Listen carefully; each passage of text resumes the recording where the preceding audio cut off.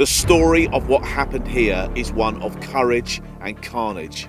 Under the cover of darkness in the early hours of June the 6th, 1944, 12,000 men of the British 6th Airborne Division jumped into fields around here. 2 targets had to be taken and held at all costs. The first was Pegasus Bridge. The second was this gun battery at Merville. Intelligence had pinpointed these huge, ominous concrete structures. Inside them were 6-inch guns pointing at Sword Beach, only 3 miles away, where 28,000 men were due to come ashore at 7:30 a.m. This battery had to be silenced.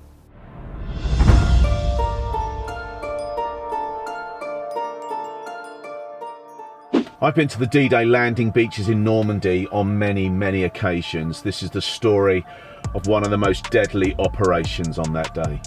The immense challenge fell to 29-year-old Lieutenant Colonel Terence Otway and 600 men of the 9th Parachute Battalion. American Dakotas carried most of 9 para from Greenham Common, while at the same time 3 gliders took off from Brize Norton. The plan was meticulously rehearsed back in England. Every eventuality formed part of the practice runs, but nothing could have prepared the men for what they were going to experience here that morning.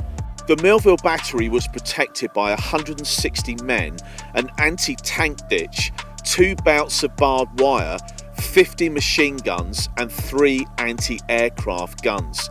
The plan was for the majority of the battalion to parachute into fields a mile away, while 3 gliders landed inside the battery itself in a coup de main style attack. Most of the Dakotas quickly came under fire and, in an attempt to stay airborne, overshot the drop zone.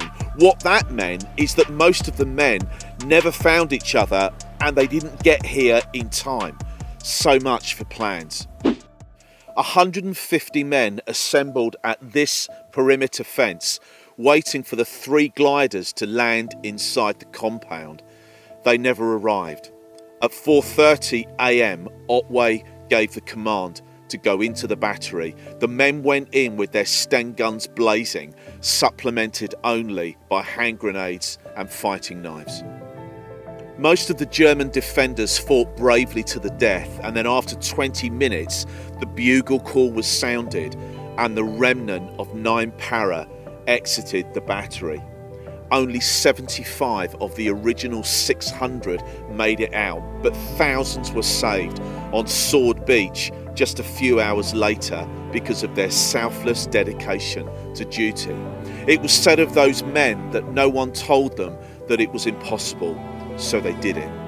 The wounded were dragged out on wooden ammunition sledges by their friends. Those who were left rendezvoused 700 yards down the road at the Calvary cross. Lieutenant Terence Colonel Otway sat on the steps with his head in his hands. What on earth must have been going through his mind?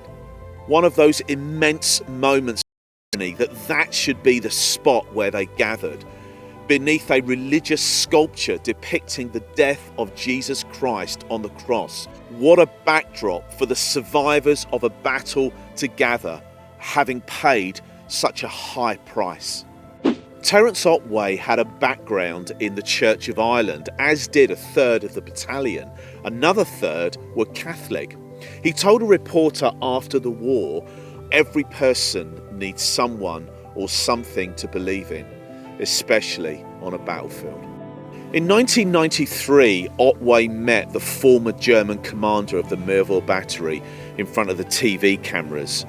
He shook the man's hand, but he also moved on people who were sitting on the grass, eating their picnics. "I don't like people eating and drinking where my men died," he said. Who could blame him?